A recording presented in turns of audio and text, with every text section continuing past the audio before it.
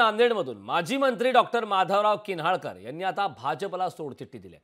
सूर्यकांता पाटील यांच्यानंतर माधवराव किन्हाळकर यांचा राजीनामा देण्यात आलाय। माधव किन्हाळकर राष्ट्रवादी शरद पवार पक्षात जाण्याची शक्यता आहे। नांदेडमध्ये भाजपला दुसरा धक्का बसतोय। तर नांदेडमधून मोठी अपडेट समोर आहे। माजी मंत्री डॉक्टर माधवराव किन्हाळकर यांनी भाजपला सोडचिठ्ठी दिली आहे। सूर्यकांता पाटील नंतर आता माधवराव किन्हाळकर यांनी देखील राजीनामा दिलाय। डॉक्टर माधवराव किन्हाळकर हे आता राष्ट्रवादी शरद पवार पक्षात जाण्याची शक्यता आहे।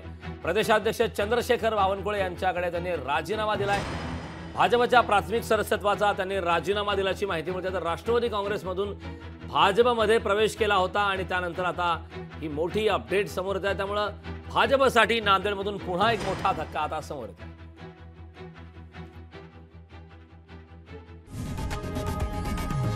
लोकशाही मराठी ऐका, पहा, जागरूक रहा।